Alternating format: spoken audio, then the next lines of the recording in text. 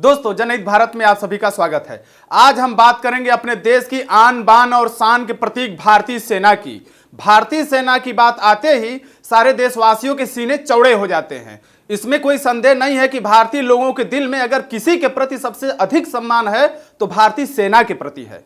वह भारतीय सेना जो देश की 140 करोड़ जनता की सुरक्षा के लिए अपने प्राणों की तनिक भी परवाह नहीं करते, लेकिन राजनीति से इनका दूर दूर तक कोई मतलब नहीं होता है। लेकिन वर्तमान में मोदी सरकार लोगों के दिलों में बसे सैनिक सम्मान का भी राजनीतिकरण करने जा रही है, क्योंकि आज तक भारत में ऐसी कोई सरकार नहीं आई जो सेना से अपनी प्रचार करवाई हो। लेकिन मोदी सरकार पहली ऐसी सरकार है जो अपनी योजनाओं की प्रचार प्रसार सेना के माध्यम से करवाएगी। इसके लिए 9 शहरों में सेल्फी पॉइंट बनाने की भी जिम्मेदारी सेना को दे दी गई है। इन शहरों में दिल्ली, प्रयागराज, पुणे, बेंगलुरु, मेरठ, नासिक, कोल्लम, कोलकाता और गुवाहाटी शामिल है। यह सेल्फी पॉइंट इन्हीं शहरों में rail station, bus station, shopping mall और पर्यटन स्थलों पर होंगे। आपको बता दें कि मोदी सरकार कुल 822 सेल्फी पॉइंट बनाने की जिम्मेदारी सेना को दी है, जिसमें आर्मी को 100, वायुसेना को 75 और नेवी को भी 75 सेल्फी पॉइंट बनाने हैं। इसके अलावा बीआरओ को 50, डीआरडीओ को 50, सैनिक स्कूलों को 50 सेल्फी पॉइंट बनाने हैं। वहीं अन्य रक्षा संगठन बाकी के बचे 422 सेल्फी पॉइंट बनाएंगे।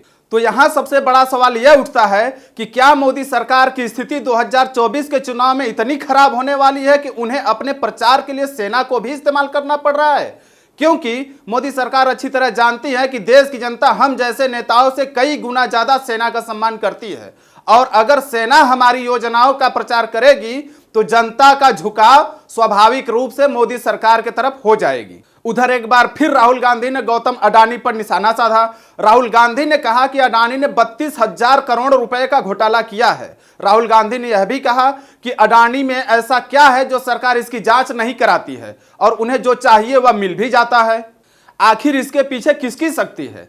राहुल गांधी ने कहा आज महंगी बिजली के पीछे अडानी का ही हाथ है। राहुल ने अडानी पर यह आरोप भी लगाया कि अडानी इंडोनेशिया में कोयला खरीदती है और जब वह कोयला भारत आता है तो उसकी कीमत दोगुनी हो जाती है। इस वजह से बिजली का दाम भी बढ़ जाता है। वह गरीबों को लूट रहे हैं और यह सीधी सीधी चोरी है। राहुल गांधी ने यहां तक कहा कि भारत के प्रधानमंत्री के संरक्षण के बिना ऐसा हो ही नहीं सकता। आखिर प्रधानमंत्री अडानी के खिलाफ कोई कार्रवाई क्यों नहीं करते? उन्होंने यह भी कहा कि 12,000 करोड़ रुपए सीधे अडानी के जेब में गए और गोदी मीडिया एक भी सवाल आज तक ना तो प्रधानमंत्री से पूछी और ना ही अडानी से। और वर्तमान में देखा भी जा रहा है कि जो भी व्यक्ति या मीडिया मोदी सरकार और अडानी ग्रुप पर सवाल उठा रही है, उन्हें किसी न किसी बहाने से ईडी और सीबीआई के द्वारा अनाप शनाप आरोप लगाकर जेल भेज दिया जा रहा है, जैसा कि news click agency, Sanjay Singh, Manish Sisodia और वर्तमान में महुआ मोइत्री के संदर्भ में ऐसा देखा जा सकता है। धन्यवाद।